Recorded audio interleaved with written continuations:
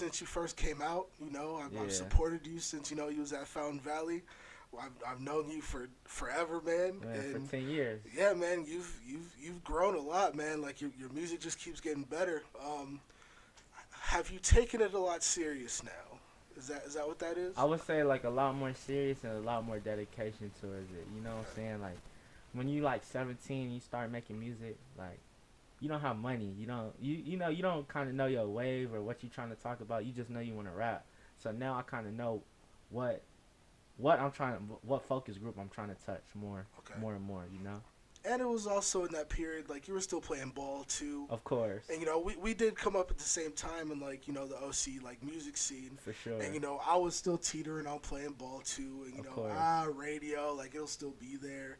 Let me still do this while I'm in shape, like shit like that. So you're still Yeah, going through all those things. But when ball was like finally over, you know it was time to think about like, all right, this is what I'm gonna do next. of course. And over time, like I've seen you take this shit a lot more seriously. I know we've always talked in private. You always joke like, I ain't gonna do this rap shit forever, like But Yeah, I mean, you have taken a new approach to it, where you see the bigger picture, you see what the game is like, and you want to do other things within the rap game, and you definitely. changed your circle around. For And sure. so, I mean, you've definitely grown in that way. So how has that changed how you approach the music? Like honestly, my circle is still pretty much the same. You know, Dre, John, we still around. AMN, we got a studio in Santa Ana. I started like a label with my cousin and my other friend Rasta. You know Devin. You know Yeah. what I'm saying. So yeah, I mean the same general people are around, just different components to it. And different factors. And like I said, a lot more money is put into it. So the more money, the better quality, the more resources, the better anything is. So It's yeah, true.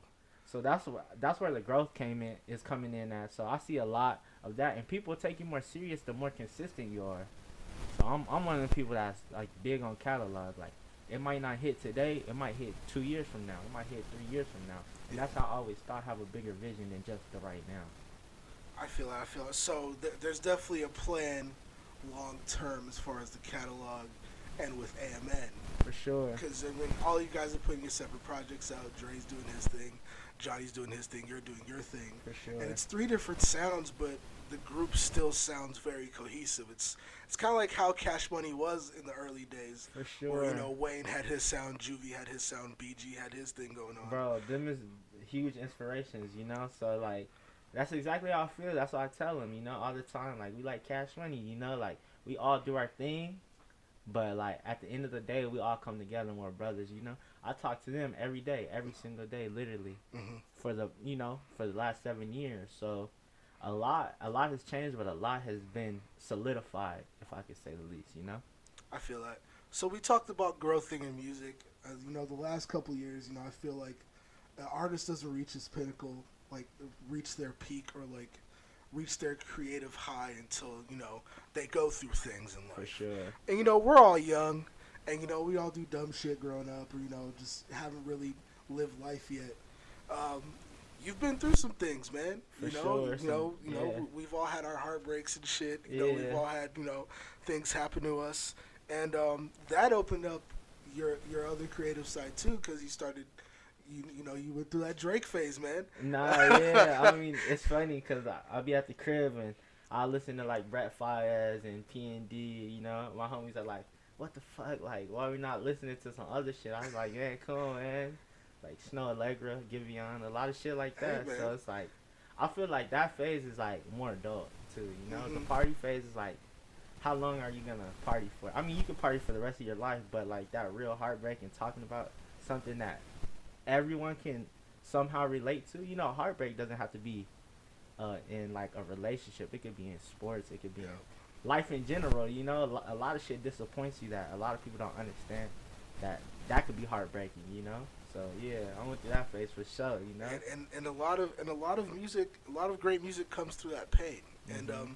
you did release a project right after that, and I think like you kind of let a lot out Yeah, with that for project, sure. man. You were able to vent a little bit, Yeah. get some shit out, like besides being on Twitter. Nah, yeah. Purple Hearts, yeah. Purple Hearts is like definitely just something that I was just like, you know, Like I look back on it. Sometimes I listen to it, and sometimes it's hard to listen to because I was like, a lot of that stuff happened before like the big thing happened, if that Mm-hmm. makes sense, without going into Yeah, detail. yeah, And it's like, damn, I listened to some of the songs, and at first I was just shit talking, but then I started, damn, like maybe like I was feeling something in my spirit to make me feel that way, you know? yeah, Yeah. So it's crazy. Like sometimes I just look at that project. That's my best content for sure. yeah, Purple man. Hearts. I think with that project, you started to see like the apex of like your sound and where you were trying to turn your vision around. Yeah, for sure. Be an Because adult, you know? yeah, being an adult, you were just taking your craft a lot more seriously. I feel. Yeah. Like with your earlier projects, you were taking it seriously. You know, No, you were for still sure. all about your music and everything. But I feel like that kind of set the tone for what's to come. Like you were able to see life in a whole different way, so you were able to see your artistry in a whole different way, Yeah, for sure. and it ended up working out for the better. Because I mean, you got a lot more eyes on you for that. Yeah, And for sure. I feel born again. yeah, That man. if that shit like when you go through something that's just traumatic or you feel it's traumatic, it's just like whoa, like I feel humbled. Everyone knows I'm cocky. Everyone knows that. I talk a lot of shit. I feel like I'm the shit, but like God humbled me, and I just had to step back. And once I really like, damn, I'm not the center of the universe. My life started to like prosper more. That's good. You That's know, good. That's good realizing that now early in your career for before you blow sure. up. Because I feel like when artists get super big and they think they're invincible and second shit happens, they're not used to it because Yeah. it's never happened before. But I feel like when you get kicked through the mud early, once you blow up and once you're out there on your own, like shit kind of comes like I've been here before, For like, sure. and you know how to handle it more. That was like that. Of course, like the whole 2019 was just like highs, like super highs, and like some of the lowest lows. It's kind of funny because it's like I tell people all the time, like when I dropped Chase or Nothing, like my EP, I felt like I was the shit, bro. I had my new chain. I was going crazy, like people start eyes on me. And then it's like towards the end of the year, like I said, I had the little breakup and my parents got a divorce, which people don't know. Oh dang! So it was more than just like me being like a little simp, It was a lot of shit that was You were going really on. going through some shit. And it's yeah. funny, and I joked on Twitter, I was like, I got my parents tatted on my arm the same year they get a divorce. Yeah. So I'm like, niggas ain't shit, They should have gave me the heads up, And that's crazy because you were super close with your pops. Like I remember, like Nah. in high school, like your pops was at every game. Like For sure. was at every Nah, to practice. this day, for sure. I talk to my mom and pops every day. Yeah. That's not gonna change. It's just like Yeah. I said, life changes, and it's just like people that you think are gonna be there for the long run, like when you have to like realize like, damn, this is detrimental to me. Mm-hmm. It's different, Like a lot of people always, I had to cut that person off. It's easy when it's a person that you're not intimate with without, like, and just seeing my mom and dad like how they fight and shit. It's kind of like, damn, what the fuck, At least like I've kind of seen this as being like an adult, like in my mid-20s now. Mm-hmm. I feel like things that happen now hurt less because I'm an adult and I'm able to see it, take a step back and see it for what it is. If it happens when I'm like a teenager and don't really know how to feel about it, and I feel like I wouldn't handle it as well as I would as an adult. For sure. Because as an adult, like, I mean, you're still close to your parents, but it's just like, I mean, they're your parents. No, like, for sure. It's just like I said, how things go down though. As an adult, it hurts more. It's like it could be so much smoother in your mind, but it's like people get hurt. Like that's what I had to realize. Like a lot of things that happen to people is because they don't really take the time to move past what happened in their past. Like so they just dwell on that. So if they do something bad now, they think about the last 10 things they did bad instead of moving forward. That's a weird way to look at it. That's but deep. Yeah, I did a lot of like self-reflection, bro, because I felt like I was the shit, bro. I'm telling you, bro. I'm telling you, bro. Like that's changed you a lot, Yeah. man. Like you weren't the kid that was talking all that shit anymore. Yeah. Like the last couple times I've seen you, like it's just been like conversations with you have just been different. Like you're just like a whole different person, which is good. Like it's For good. sure, Like bro. it's like everyone's kind of like maturing and growing up. Hell yeah. And there's a lot of rappers out here that aren't like that yet. Nah. But I mean, a lot of these niggas are kids, so like I get it. Nah, But for like sure. I feel like you know, since we both came up at the same time, I've been able to see the growth in For you, and even sure. other rappers that also came up with us too. Like, I've been able to see like the growth in them musically and as a person, and like all their bodies of work just became better.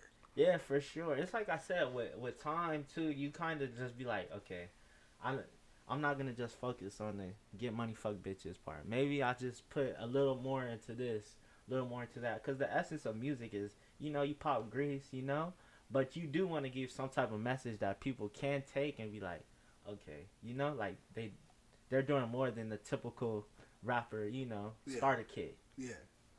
Um, Talk about like the criticism. How do you take criticism now? You know what's funny, bro? And and I tell people, and not to be cocky, I always felt like I was a star. You know what Mm-hmm. I'm saying? And one of the toughest times, not to go back to high school, was I threw 3 interceptions on home on Bro. homecoming in like a fucking 7 minute span, bro.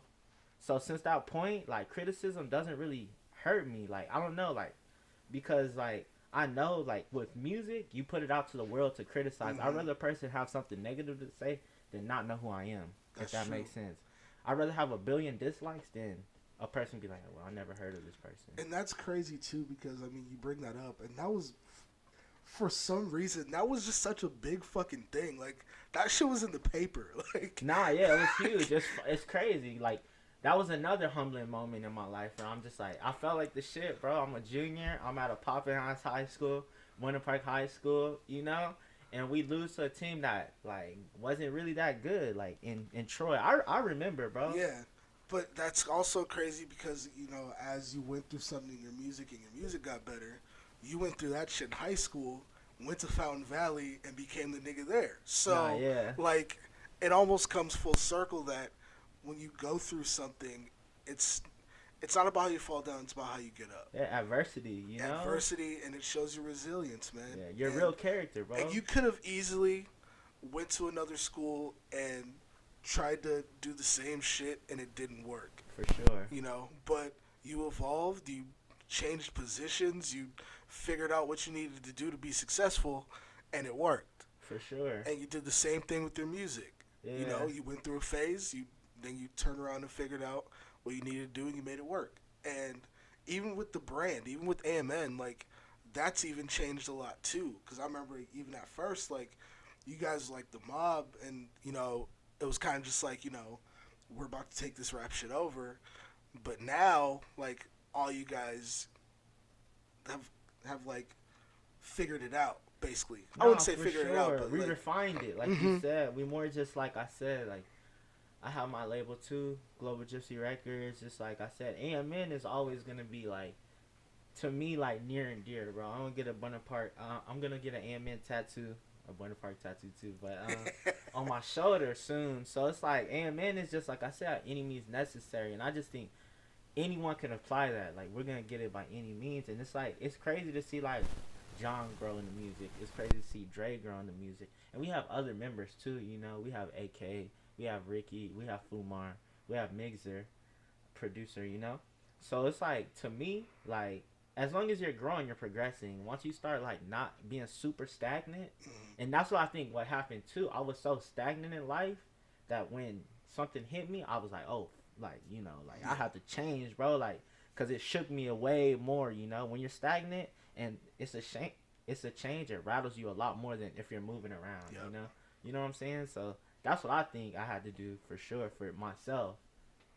Damn, that's crazy. It's just crazy to see how much you've grown. For sure. Um, here in the OC, everyone. There's a lot of egos. It's gonna be like that in rap, Nah, it's rap. Yeah. but I feel like certain people have created sort of a divide, right? Yeah. And certain artists feel like they can't get over a hump because either they just can't get their shit out there, or people are listening to it, or people just don't fuck with a certain city or a certain Yeah. section. No, for sure. How do you feel you've been a catalyst to opening people up to certain cities? I think, like out I here. said, Buena Park is a special city, bro. Mm-hmm. Literally the center of the Southland. You know, Knott's Berry Farm and Sauk City. But we went to one of the blackest high schools at the time. Black as fuck. So you gotta think, like, how I always look at it is like, I'm probably not even the best. I know I'm not the best rapper that went to Buena Park High School. That's Views, you know, Unspoken Views, and we're all from the same area. Like, we're all from Fullerton, West Anaheim, Buena Park. Mm-hmm. You know what I'm Y'all saying? grew up in the La same Palma. area, yeah. We all grew up in the same area. So like, to me, I represent Buena Park. It's funny. Cause I'll be with my friends and I'll be like, "Oh, I'm from Buena Park." They be like, "Bro, that Buena Park shit, shut the fuck up." But I have so much pride in that because growing up, you can attest, like being from Buena Park was whack, was lame. Like it was people I went to school with. Like I'm from Inglewood, I'm from Long Beach, and it's like, bro, I went to junior high, I went to high school, I went to elementary with you. How are you from these Like, places? how you from these? Like, you know what I'm saying? Then I had to look at myself, and I was like, bro, I'm gonna just open up to the world, like what a Buena Park nigga is. You know what I mean? Not just the perception of like we're all rich, cause no one was rich at Buena Park, bro. No one had money. No one had cars. You know, like I said, and that's a perspective change too. When I went to Fountain Valley, I start realizing like we're focused on the wrong thing. You know, but Orange County is weird, bro. Like I always said that. Because it's like certain cities that get certain respect, but it's like a person from Buena Park like us, we really don't go past Buena Park a lot of the times. We usually go towards LA because Compton, Paramount, we're right there. We're right there. We're the 91, bro. The 91 is right man. there, you know? Like, the only time we really go to South Orange County, and you can attest, is when we go to the beach.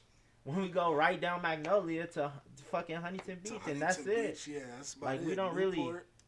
Newport, that's when you get older and you have a whip, you know, Laguna. But other than that, like our section is so confined, like it's just weird, like I said. But egos is, I mean, that's part of life. But with music, it's just like I always tell people, like my vision is so much bigger than just being from Buena Park. It's just I have to set my foundation so people will never have to question, where are you from? Buena Park, Gilbert Elementary, Whitaker Elementary, Buena Park Junior High, Buena Park High School until my junior year. So if they say, "Oh, well, you went to Fountain Valley," I did like a quarter of my junior year and my whole senior year. Yeah. So you know what I'm saying? You got to lay it down flat. Yeah, and a lot of people would rather like to forget where they came from, and I feel like that's corny. Like you should pay somewhat of an homage where you came from. For sure. And you know, Buena Park has changed me a lot. Cause at first, yeah, I was right there with you. Like Buena Park is whack. Like I would never claim being from Buena Park. Hell like, yeah. When people would ask me, like, "No, I'm from Anaheim." Cause I lived on the border. Like I lived right there. I used to be on the same shit. Bro. So like I was just like, yeah, like I'm from Anaheim. Like you know, I should have went to Western, but you know, like you know, shit like that. But like growing up, I was like, nah, man. Like I take pride in being from Buena Park. You know, like you have to. Buena Park, like raised me. Like hell yeah. All of my memories are here. Like. Growing up, walking to Buena Park High School, fucking walking to the junior high, you know, like for sure, like so many things, like so many things in my life that have impacted me have been because of Buena Park. For sure, I tell people that all the time. I did everything at Buena Park except play for the Buena Park Eagles. Didn't do that, and that's funny. Like you, I didn't play for the Eagles. Cypress Colts, man. Yeah, that's what I'm saying. I play for Cerritos, so you know what I'm saying. So it's like it's a lot of shit like I could never forget. You know what I'm saying? So it's like. I take so much pride in being from Buena Park because I know, like, there's probably a black kid just like us that's like, fuck, bro. But if they see it enough, and like I said, I grew up in Long Beach a little too. I just know how much fucking pride a person from Long Beach has. Like, they don't shut the fuck up about Long Beach. I'm from the east side. Polly. I'm from the east side. Snoop Dogg. Yeah. I'm from the east side. Crippin'. I'm from the east side, you know? And obviously, I grew up on the east side, Anaheim and Lime, so I seen that. And I was like, bro, how come we don't do that in my section? So I was like, bro, I can do that for Buena Park for sure. Right. Maybe not right now, but if I got on a platform, it's always gonna be, oh, I'm from Buena Park, blah blah blah, you know, and people will be inspired by that. Shout out to Kingman and 9th Street. Yeah, for sure. Who, like in this part of your career so far, who are people that inspire you and influence you, like not even just like big artists, but like people around here that kind of, you know, you have around you that, you know, you feel support you? Definitely, like, honestly, and this is gonna sound corny as fuck, bro. Everyone from Buena Park supports me. Wiley West, The Trip, you know, a lot of artists, Unspoken Views, you know, so many artists. Just like, even if my message isn't similar to theirs, we all support each other from Buena Park, and that's why I say, like,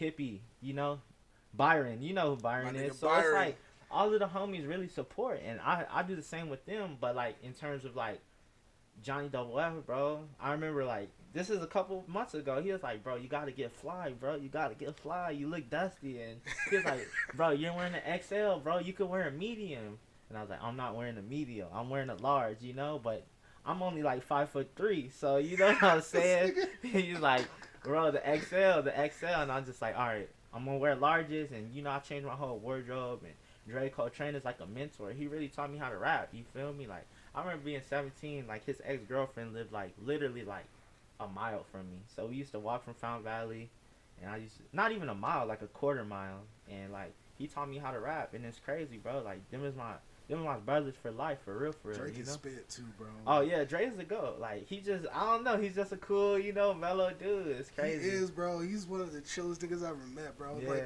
it's funny because even remember like when that shit happened with him a while back, I was like, Dre? Nah, not Dre. Yeah, nah. Like what the fuck happened to make Dre do that? You know? Yeah. Like, Dre's just always been so cool, and like even when I talked to him about his music, he was like, yeah, like I was just bored and came up with that. Like, bro, like what? Yeah, he goes crazy, bro. He has a few songs that I was just listening to, like I said, back in earlier this year, where I'm like, damn, bro, that shit is legendary. Just got me through the day, you know, some crazy shit like that, where it's just like, if I have songs like that, I'll be like, yeah, I feel like I had a trophy, you know. He don't even put them out, and it's crazy. Right? Yeah, like we barely hear from him, but when he drops him, you know. Yeah, he's crazy. Yeah.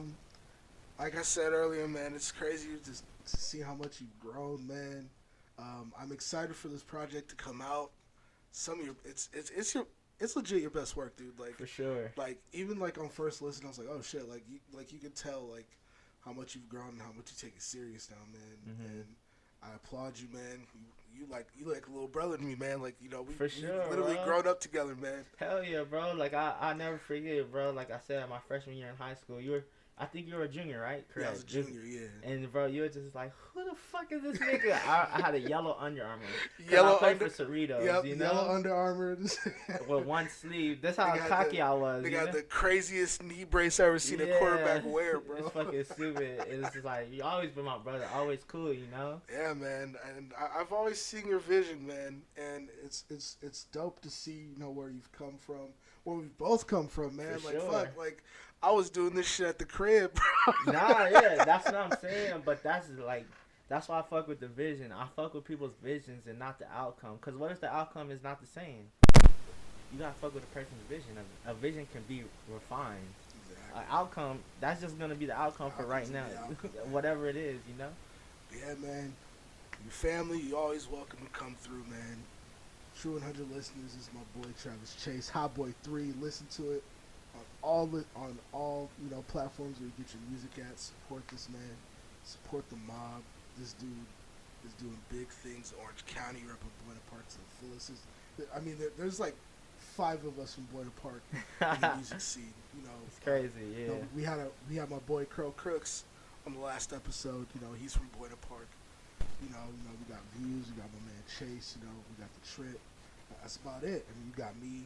You know? Yeah, nah, we got more, you know, and I'm gonna say this too. We got a younger dude. His name is Credo. He's from Buena Park. I've heard of him. Yeah, bro, he be recording. Okay. He's like 19, so it's like we would have really missed him, you know. Yeah. He's younger than my younger brother, you know. So it's like, but we got some dudes. We just got a Rocky. Like I said, Young Rock. That's right. Yeah, for sure. Damn, He's from BP. Yeah, bro. Man, see, there's a lot. We got guys, for sure. We got guys, man. Buena Park is on the rise, man. Trav Chase, thanks for coming through the studio. I mean, this is the first guest we've had in the studio. I mean, the studio's not all that great. That's why the camera's like, you know, pointed to the computer. But I mean, once we get it fixed up, man, we gotta bring you back. Hopefully, your next project will be out by then. And you know, we'll have like the booth set up and shit, so we'll play some beats and shit. You know, we'll do all that. You know, on some real rap shit. I got you anytime. Fool. Thanks, my man. Thanks for coming through. True 100 Radio, we about to play on the audio version a couple tracks from Hot Boy 3. For sure. Maybe even preview something on the YouTube channel. This is a special thing. But my man Travis Chase, anything you want to say before you know? Nah, you know, shout out to everybody. Shout out to everybody grinding, working hard, praying to God every morning. You know, that's it. Yes, sir. Yes, sir. True 100 Radio will be right back.